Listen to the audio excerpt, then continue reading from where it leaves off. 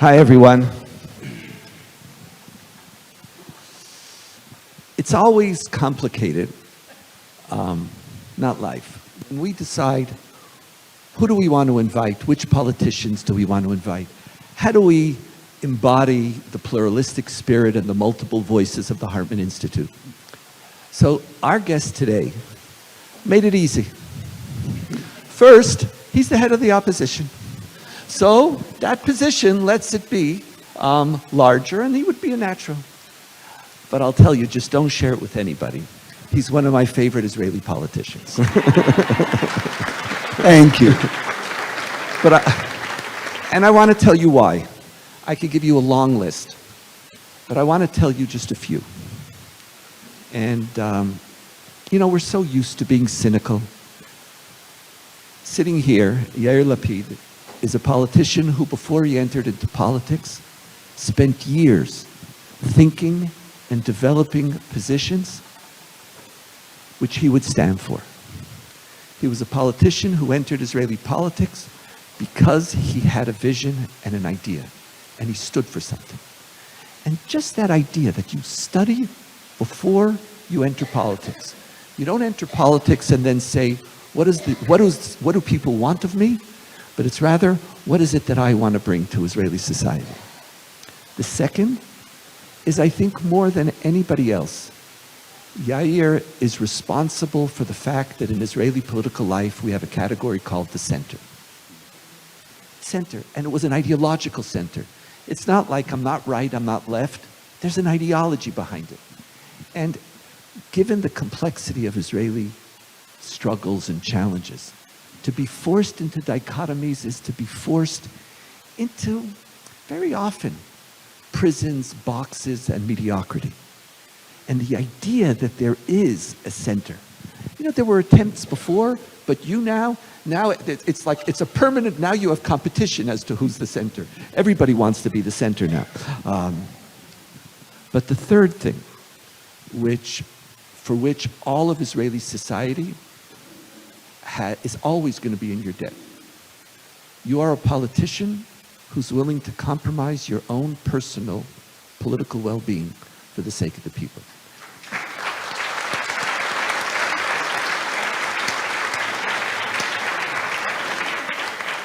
Over and again. We need a new configuration. You take the first place. We need to create a coalition government.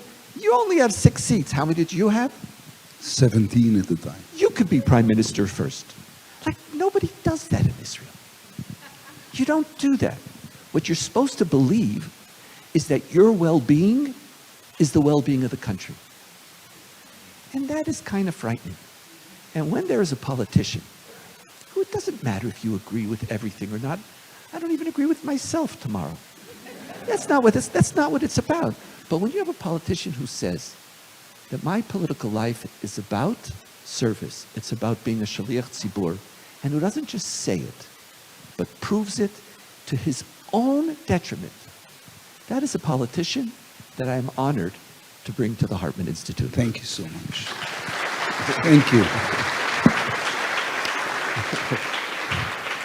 I don't want to say anything because there's no way on earth I'm going to beat the introduction. So I'll talk now. And the reason why they're laughing is they know I wasn't joking. So I'm going to ask you some questions about, this is a group of people who've just spent 8 days, literally day and night, talking about what Israel means to them. And the theme of our conference is Israel Tomorrow. And I want to start with that. What is your vision of Israel tomorrow, leaving aside the small detail of the fact that we have to change the government? Like, leaving that aside, let's not get into that. Like, because that's self-evident that that's what you want to do, and many of us, the majority of Israelis, do. But what do you believe what are the major challenges and obstacles? We'll talk about the war later, but there is life after the war. Yesh Yisrael shel machar, in Israel tomorrow. What are the great challenges that you feel that our society faces? Pick 2 or 3. I know you can do 20, but pick 3. Ooh. Well, I think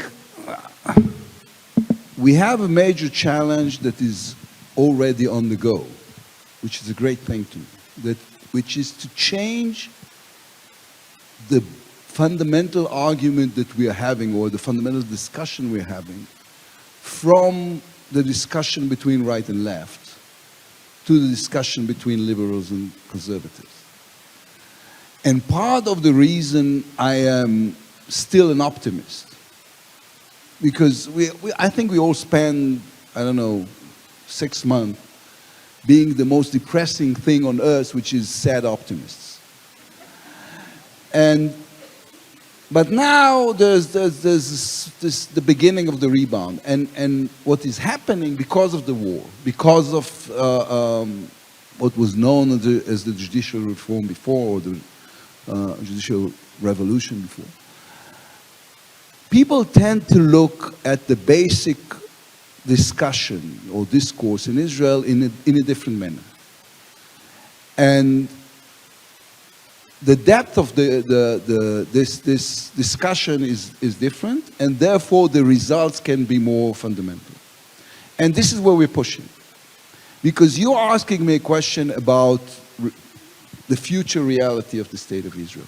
Part of what I do and part of what I always believed in is that reality is not something that is happening to you. This is something that you create. This is a very Jewish way of looking at life. And this is also a very political way of looking at life. And this new discussion between liberals and conservatives is different from the one that we have before. First, and maybe foremost, because it's not a cynical one. It goes into the depth of what it is that is concerning us. You're right about what you just said about the center. The center is not the middle. People tend to confuse it, thinking that the center is being in the middle. I went to the gay parade here in Jerusalem a few weeks ago. So there was the gay parade on one side, and there was the goons of Ben Gvir on the other side demonstrating against the gay parade. There is no middle between those two. We know where we are, right? So, and we are on the liberal side. And the fact that people are now discussing what are liberal causes, what is it that we have to do as liberals, what is it that we are fighting for as liberals, is very encouraging. And through that, you can have the other conversations, or to address the other topics that are necessary, or that has become a necessity. Palestinians, yes, there is such a thing called Palestinians that we need to, it's a problem we have to address. I'm going to ask you great details about that soon. Okay. But you know, let's go. If I'm going to be asked, I will stick to the higher floor for a second. What is centrism? Centrism is the understanding that there are fundamental contradictions in life. Free market and the need to help the weak. Religion state. In Israel, Jewish and democratic. Security and civil rights. These are contradictions.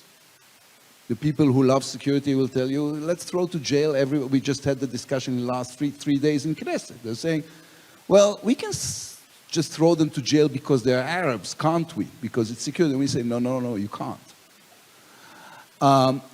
Still, you want to make sure that people are alive. This is part of what a government is supposed to take care of, and ours didn't. So those contradictions and the endless negotiation between those contradictions is centrism, is the job of centrism. This is why centrism is not a position, it's an act. We've mentioned when we were sitting up so before coming here, Rabbi Heschel, who after the famous march from Selma to Montgomery, he marched with Martin Luther King, and he went back home and he wrote in his diary, "My feet were praying today." Centrism says, I pray with my feet. I go and do stuff. And I think right now people are willing to address the problems. And I will add only one thing to this. During the judicial reform or revolution, when we were demonstrating at the beginning of it, we were sitting in my office and other offices asking ourselves, how the hell are we going to explain to the people what is something as complicated, for example, as the probability cause is? I mean, this is so complicated and detailed. And then we took to the streets and we realized they already knew. They educated themselves because it was important to their lives. So now I think after the horror of October the 2nd, after the horror of this year and a half of this government, people are saying we are not going to be defeated by ignorance. We're not going to be defeated by the fact that they're going to control the details that we are not aware of. We're going to use institutions like this one in order to educate ourselves, and we're going to be out there, know better than they do what is it that is right for the country. Let's take that as an example, because I also felt that last year was a remarkable year, where the right-left was always about security or land and which politician you hated and which one screwed your ancestors or did what or whatever. Like there's always a cheshbon, and I could only be here or there. And people started to march, and the marches started out of fear. They're taking away from me my democracy. They're going to change some of the core safeties that give me life. But as the demonstrations continued, and you described it as a process of education, people started to talk about human rights. They started to talk about what does democracy mean? And you spoke about women's rights and LGBTQ rights and state and religion. And they even started to talk about Israeli Palestinians. And on the periphery, there was always the occupation. But people actually started to engage, and the demonstrations weren't just what we were against or fear. It started with, Yariv Levin, Kanzelo Polim. It's like all these statements, we're not Poland, we're not Hungary, we're not this. And then it became a demonstration about what we want to be. I've been going to the demonstrations. The new ones, we haven't found the vision. The demonstrations are very much against. There's a fear component. How do we shift it to something more noble? Because at the end, fear will get people out. And I know there's a whole debate amongst the organizers. Yes, fear is the great motivator. But I think for Jews, you need inspiration. And so when I'm asking you about what you're saying, the inspiration is how do we reclaim a centrist conversation? Post-October 7th, how do we do that? Like, what's going to be the slogans that you, as a politician, but you're more than, you were a journalist, you're an educator, you're a communicator, you're part of, you don't just run a party, you have a vision. What could we hope for instead of just what are we against? I disagree with the premise. Fair enough. Whoever takes to the street is actually making an act of hope, because he believes he can change reality. Otherwise he would have stayed home. The people I fear the most are the people who stay home and says, it's not going to happen. Good. So, thank you.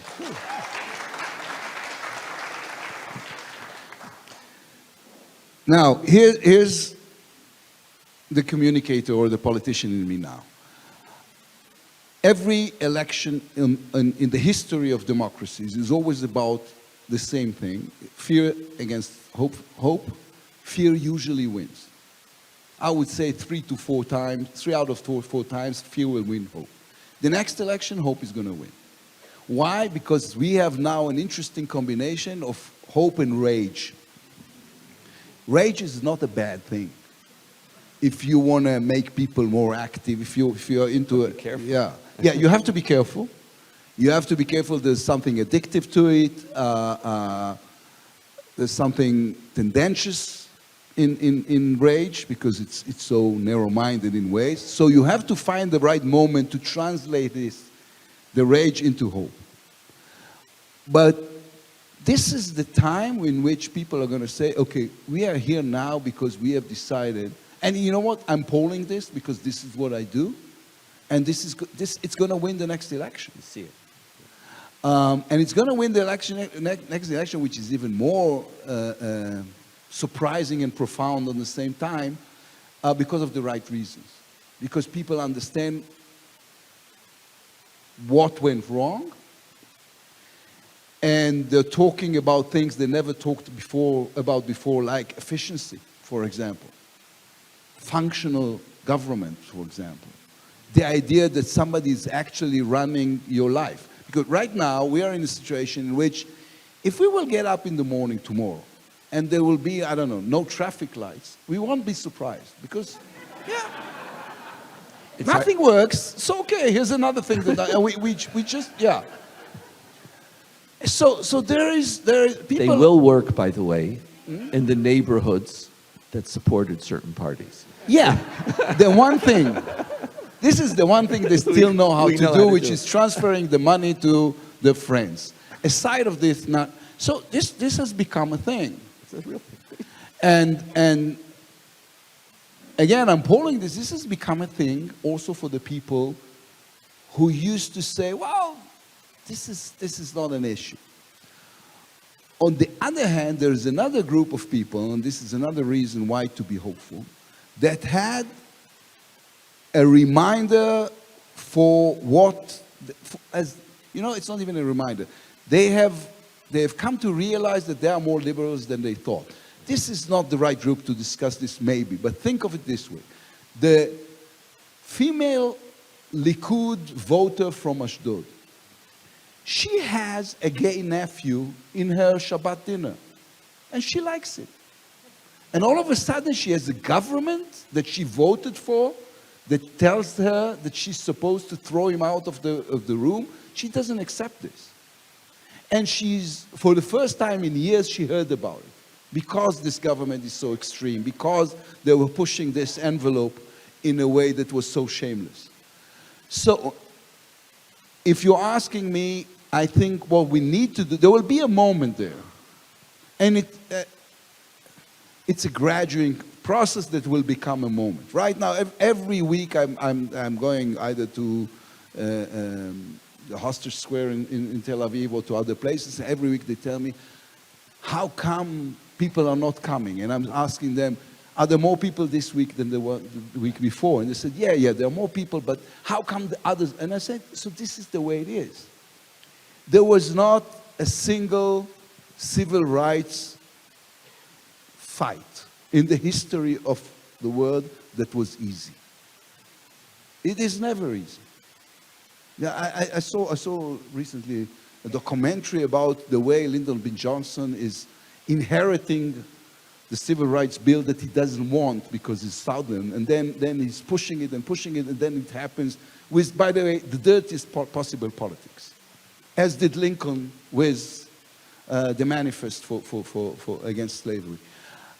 So it's going to be difficult. It's going to be long. It's going to be longer than you think. It's going to be more difficult than you think, and it's going to happen. Because there's no way on earth to stop a group of people who really believe in what they're doing and they have the right idea. And this is us. So let me, thank you. Let me shift to something that Israelis don't like to talk about, not including you. We love to pretend as if the status quo in Judea and Samaria, forget Gaza, could remain forever. And along comes President Biden, who actually, from the war in Gaza, says there's a possibility for a new future. Most Israelis, and if you're polling them, and I'm reading the polls, can't even enter into the conversation. They've lost any, we haven't had a conversation, a serious one in Israel, for almost 20 years.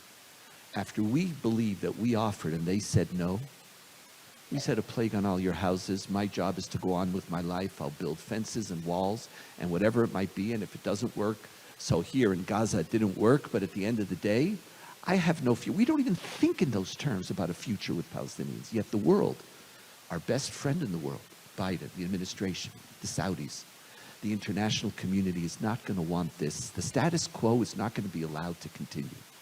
And there's positions and visions being offered, and Israeli society is not even in the conversation. They don't even know how to assimilate it. So when they don't even know what to do with it, because we offered, they said no, and they still want to kill us. But the world is saying, we need a new future.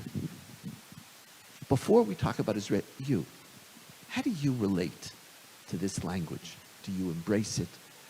What do you think we should do? Because it's going to require serious changes. Are we going to be at one with the world? Or are we going to be Am Levadad Yishkon? Are we going to be sticking down and saying, we know Hamas, that peace is not possible, and the rest of the world is moving? Could we could we embrace that vision? Could you embrace that vision? Am Levadad Yishkon is Balak, yeah? Who was a non-Jew. So we are now importing prophets? Always. You take what you can get, you know. If we will be Am Levadad Yishkon, we will not be. A nation that dwells apart. Yeah, we will not be. There is no such a thing. Here, I'm starting with this because this is essential for the continuation, not as a way of dodging the question. There is, because I want to dodge the question. But I won't. We have now a government that tells us, and this is, I'm quoting, this is not, it's not a hint or anything. They say, you have to speak the language of the Middle East if you want to win this war. You have to do, the owner of the house is crazy, Balabait Ishtagea, but we have to deal with them in a way they understand. If we will speak the language of the Middle East, we will lose. It's a defeat to Hamas. This is what they want. They want us to be like them because this is the only war they can win. If we'll be as ignorant as them, as extreme as them, as deprived as them, then they will win the war. The only way we can win long term in this neighborhood is being a Western, modern, democratic society. We have kept telling the word in the last 76 years is two things. We said we are the strongest country in the Middle East and we are the only democracy in the Middle East. But apparently the government tend to forget that these two has to do with each other. We are the strongest country in the Middle East because we are the only democracy in the Middle East. There is another theory which is almost as hazardous, and this is the villa in the jungle thing. And this is like so many other issues. This is something that Ehud Barak has invented and Bibi has adopted, which is the most toxic possibility. Who has a villa in the jungle? Leopold, the King of Belgium, has a villa in the jungle.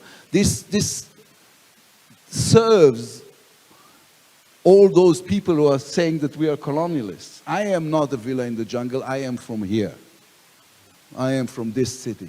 I am from this land. I am part of the Middle East, but I am the best part of the Middle East because I'm a democracy. So this is the framework.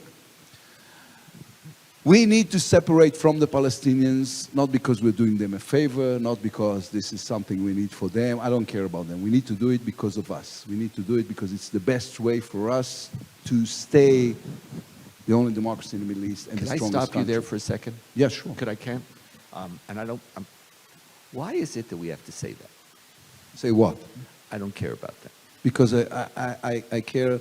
You know what? I care more about us. Is That's better? Fair enough. Okay.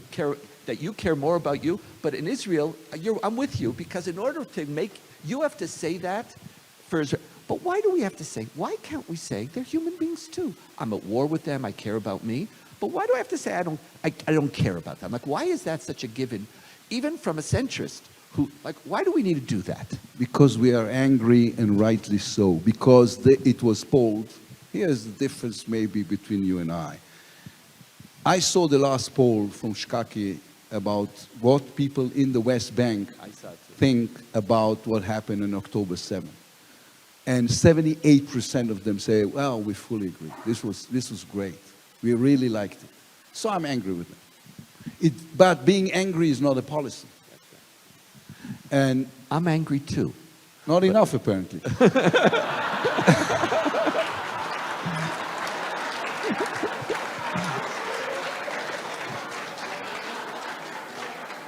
I'm not going to go toe-to-toe when I know I'm going to lose. The reason why I complimented you at the beginning was to protect myself.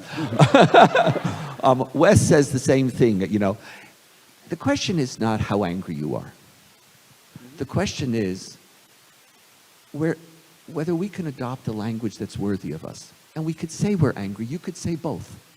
You could say, but leave that aside. Go on back to, I just put it somewhere, can we? And if we're ever going to, because at the end of the day, when Biden presents his plan, and the consensus Israelis is we don't care about you, how do you ever really move and do something which is going to involve them and their rights when our default is, I don't care about it. It's a difference. I'm angry at you. I'm morally disgusted by you. I think you have to change your society and you have to take responsibility. I can't change you. You have to change you. But how do we engage in some peace to somebody who we basically say, we don't care about you? Yeah, I understand what you're saying, and I respect, and there's value that it's a value that needs to be discussed. It's between our values. There's also it's not me. John Stuart Mill said it. You care more about the people who are closer to you, and if somebody is happy when the people who are closer to you are dying, you tend not to be too sympathetic. I agree. I've lost 2 seats in the poll just by saying, you know what?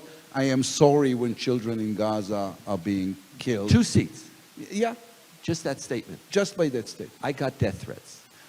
Yeah, okay. I got death threats. Here's a competition you're going to lose to me. That's true.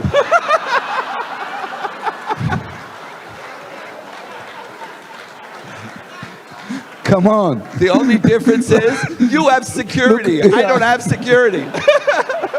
I get much more. Like if. So it's, I know, but go on, yeah. But Lee, he went once out of the house and there was a coffin. Somebody left a coffin with my name. She came back and she said, a little too early.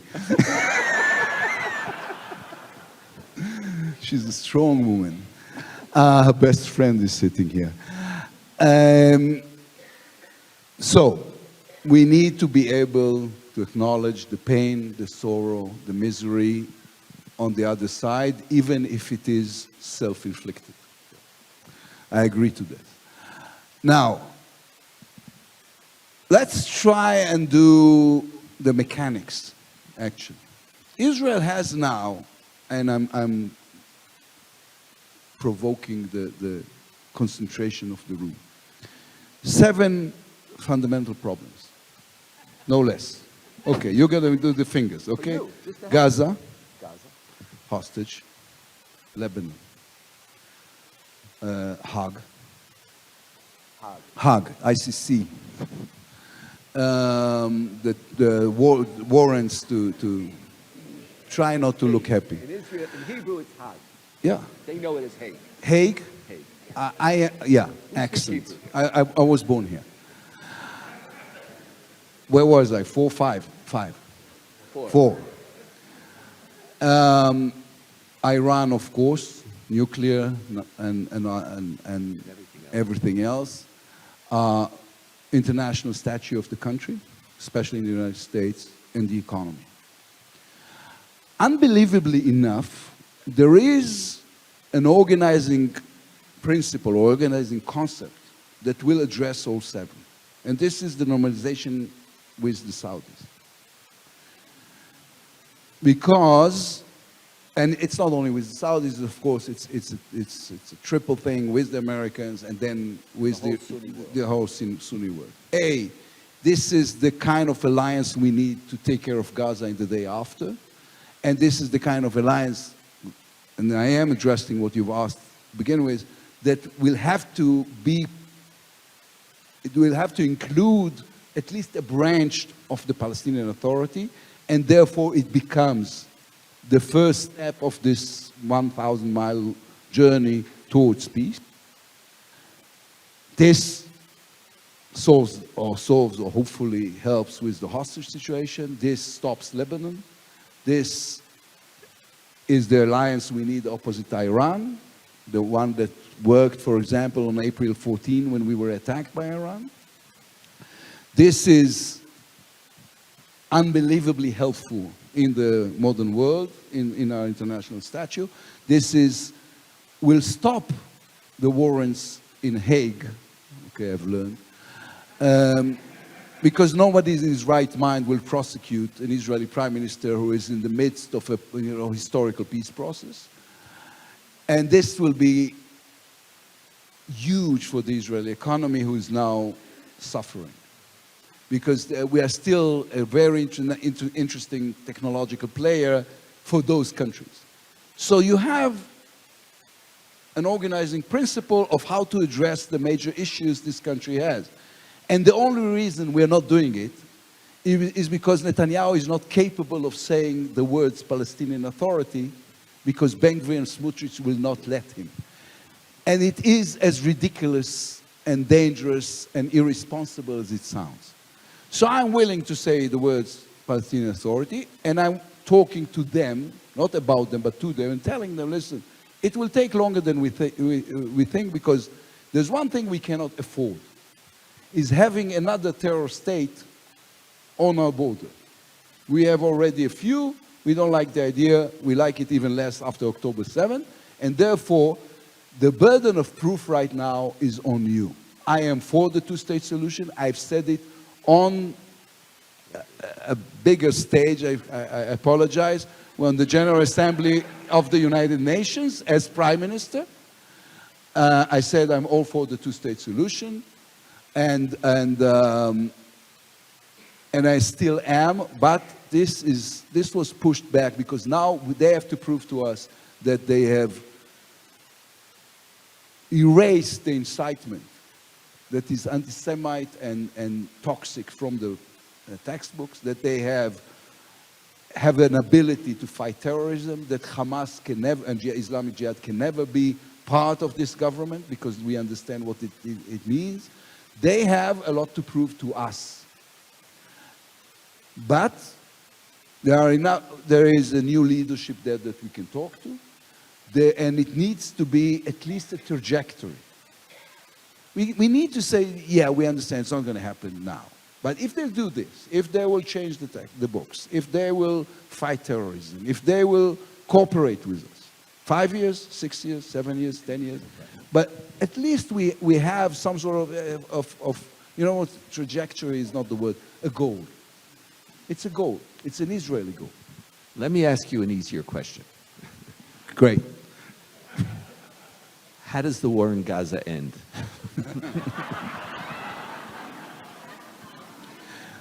We need, well, actually I've mentioned this. What we need is an alliance of Arab states,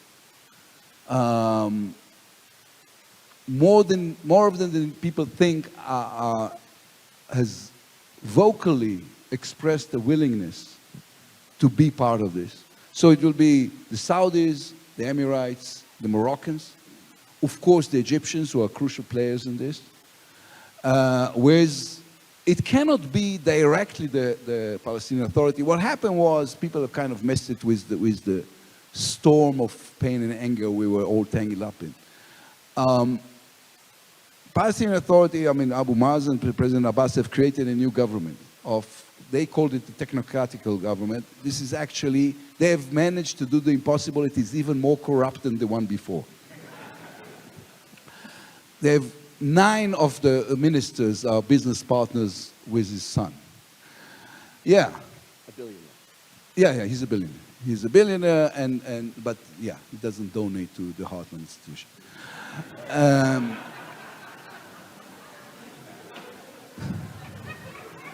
I'm doing my homework. We'll talk later. Anyways, so it needs to be a branch with some sort of a Chinese wall between this branch of the Palestinian Authority and the corruption and total mismanagement of the Palestinian Authority. But it needs to be part of the Palestinian Authority, for example, on the Rafah passage. There is right now, as we speak, still, officially at least, about 26,000 people in Gaza who are workers of the Palestinian Authority. They know how to sweep floors or do some banking, and this is an infrastructure. And it's idiotic not to use this infrastructure just because Smutrich is upset. So they have to be part of this. But basically, this alliance needs to be the reconstructing body of Gaza. And in Israel, we have to make sure that the lunatics who are talking about going back to Gaza and building settlements are out of the government. This is my part of the job. Could we accept now? I know everybody, we're so busy with ourselves and we're forgetting that Hamas actually has something to do with this too. Could we accept a ceasefire now in order to get the hostages back, declare victory, and start this process? Yeah. It is a painful decision. And we know, it's not an assumption, we know Hamas, sooner or later, whatever deal you're going to make with them, they're going to give us enough excuses to tell the world, we wanted to keep our word, but there's no way we can do it. They are what they are. Right now, if the question, I mean, this whole idea of total victory, there's no total victory in fighting guerrilla. But we need to make sure that we are transferring them completely from a semi-military organization into a guerrilla organization, and then it's going to take 10 years until we find them all and kill them all. And this is what we need to do, find them all and kill them all. But it is going to take time. The hostage doesn't have this time. They are dying. And the government is doing its best to make us talk about other issues. It's to take it off the emotional agenda of this country. And it's our duty to discuss this on a daily basis and to say something about it whenever we give a speech or wherever you give a class or whatever. People need to be able to say, I made sure they didn't make me forget all those people. There's another, they like you. Yeah.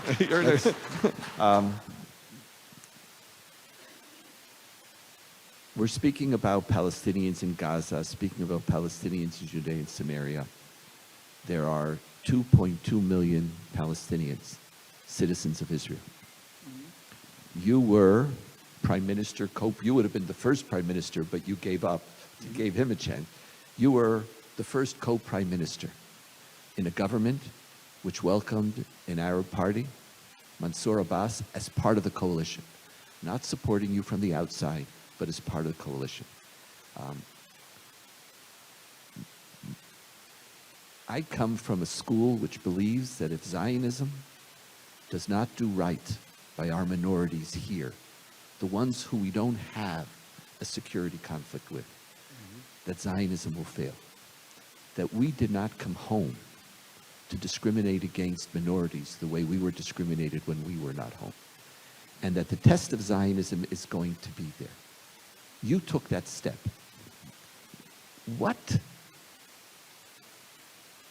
How do you conceptually describe and talk about this 20% of Israeli society?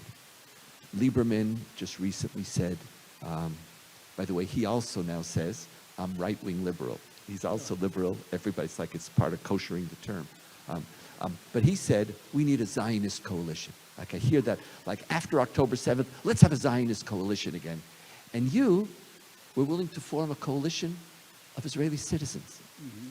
And how do we move and strengthen that? What are the things that Israeli society has to do? as our audience sees, you actually have thought about every one of these issues. You've actually thought about, we have to change here, because it's, like we're still living in May 21, and there's still the fear, and you know what happened to Palestinians during this war, Israeli citizens, the fear, the firing, the silencing. As an Israeli leader, how do we address this issue, and how do we move forward? Well, I know what is written on the paper they're going to give you now. I know too. Yeah. I'm aware. Knesset it's a Knesset day. Yeah, I know. Now, I'm going to ask you after this just one last question, Sure. and then you'll run. first, there is, whenever, I know this slogan, we need a Zionist government. And everybody who comes to me says, we need now a government only of Zionist parties. I said, so without the Haredim? They declared them, I didn't declare them non-Zionist, they declared themselves non-Zionist. So, I agree, well, I don't agree. You're right, I was the one to invite Mansour Abbas and his party into government. And the idea was, and in ways this is even more important now than it was then, that nothing serves Hamas more than us saying every Arab is Hamas. If they are all the same, then we really don't have no one to talk to. And this is why Smotrich and Ben-Gvir were pushing this. To make sure we think of all those billions of people as one thing. And there's something in the human psychic that allows this, because we always see all the complexities of our side, and we see the other side as this homogenic else. But it is not. Mansour, to me, is the most interesting political figure in the country, by far. He's a dentist. And he told me once that dentists are #1 in the world in suicide in every country. So I said, so you say he went you're into going to politics. stay in politics. He said, you should stay in politics. And I was asked about this before, and I said in an interview recently, I said, I think he should be in the next government, but he cannot be the 61 vote or seat. And all the left-wing media came to me angrily and said, why did you say it? And I said, because he said it before. He just said it a week before in an interview. He said, I realized the burden of this is too much for us at that stage. I want to be part of the government. I don't want to be the 61 seat. There's sense into it. It's putting too much pressure on them, both in the Arab society and the Jewish society. But you were right. Ignoring things or pretending we don't have 2.2 million Arabs living amongst us is a version of what we are doing with the entire Palestinian issue, which is, what are we doing now? What we're doing now is we're saying, this is the bloodiest, scariest, most problematic, most complex issue of our life, and we have a great idea what to do with it. We're going to push it to our children. It's going to be worse for them, but that's our solution. And everybody says, yeah, right, sounds great. This is not even bad politics, this is bad parenthood. So we need to do something about it, and this reach was a first step to me and to others. May you continue those steps. But now, before you run to the Knesset, here's a group of 250 leaders, involved Jews, committed Jews, who spent not only their time and thousands of dollars to come here to be in Israel now, who are with Israel and love Israel, and who are going through complex times and ambivalent times, both in their own lives, but also vis-a-vis the state of Israel. As the head of the opposition of the state of Israel, what's your last word that you would like to say to this group of North American, English, Australian, South American, and other Jews? I know this is a bad time to say it, but we're doing better. My grandfather, if somebody asked me what's the most amazing moment you had when you were in government, last time you were in government. So it's not in the UN, it's not with President Biden, it's not signing the Jerusalem Declaration, it's not, I was at the Mauthausen concentration camp with the Austrian Chancellor and the Foreign Minister. And the three of us are standing. The Chancellor is on the podium.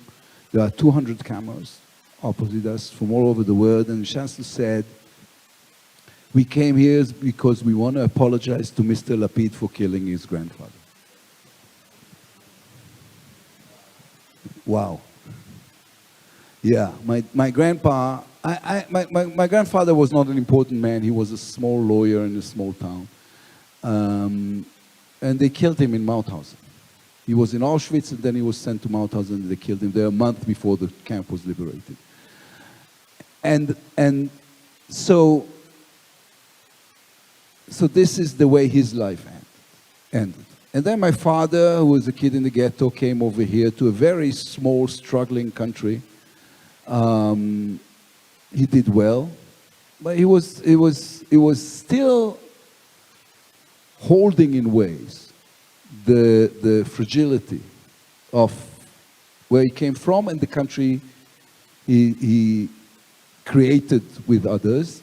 And he still got a phone call before the 6 Days War from my grandparents who were in I think, Romania at the time, said, send over the kids because you're all going to be killed. And I grew up in the post-67, I was born before, but I grew up in the post-67 war. Israel is already a dominant power in the Middle East. And my children are part of the Israeli startup nation.